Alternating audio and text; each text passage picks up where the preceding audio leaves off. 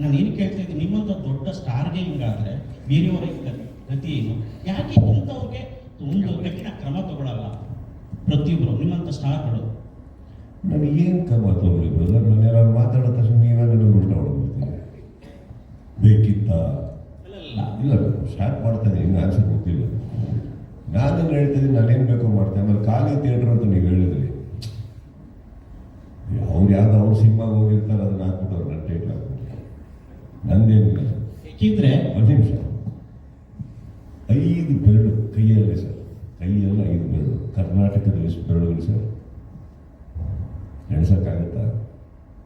ಅಷ್ಟು ಬೆರಳುಗಳು ನಮಗೆ ಚಪ್ಪಾಳೆ, ಕೈ ಚಪ್ಪಾಳೆ ತಟ್ಟಿ ಎಲ್ಲ ಮಾಡಿ ಅಷ್ಟು ಜನ ಥಿಯೇಟ್ರ್ ಒಳಗಡೆಯಿಂದ ಪ್ರೋತ್ಸಾಹ ಕೊಟ್ಟು ಅವ್ರು ವಿಜುವಲ್ ಹಾಕ್ಬೇಕಾದ್ರೆ ಯಾರೋ ಕಿತ್ತೋಗಿರೋ ಒಂದು ವಿಡಿಯೋ ನೋಡ್ಕೊಂಡು ಅವ್ರಿಗೆ ಪಾಪ ಏನು ನೋವಿದೆಯೋ ನನ್ನ ಮೇಲೆ ತೀರಿಸ್ಕೊತಾರೆ.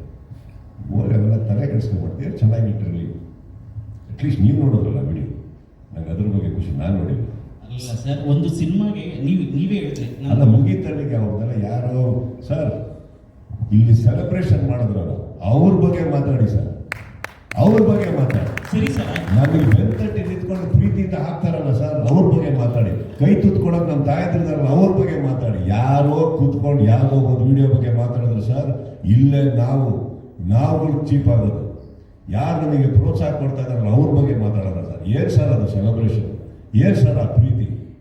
ಒಬ್ಬ ಒಂದು ವಿಡಿಯೋ ನೀವು ಹೇಳ್ತೀರಾ ಸರ್, 1,00,000 ವಿಡಿಯೋ ಅವ್ರು ಬಿಡ್ತಾ ಇದ್ದಾರೆ ಥಿಯೇಟರ್ಗಳಲ್ಲಿ.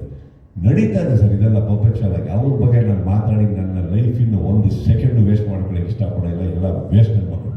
ಅವ್ರ ಬಗ್ಗೆ ನಾನೇನು ಮಾತಾಡೋದು ಸರ್? ನನ್ನ ಮಗಳ ಬಗ್ಗೆ ಹೇಳಿದ್ರಿ, ನನ್ನ ಮಗಳು ಸರ್ ನಾನೇ ಫೇಸ್ ಮಾಡಿದ್ದೀನಿ ಅಂದ್ರೆ ಅದು 10 ಫೇಸ್ ಮಾಡ್ತಾಳೆ, 10 ಬೆಳೀತಾಳೆ, ಅಷ್ಟು ದೊಡ್ಡವಳಾಗ್ತಾಳೆ.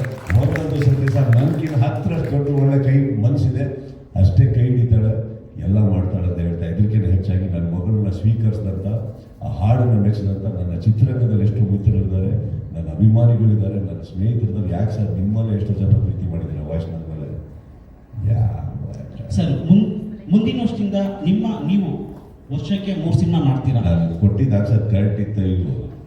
ಈಗ ನಾನು ನಿಮಗೆ ಕೇಳಬೇಕು ಪ್ರಶ್ನೆ. ಸರಿ.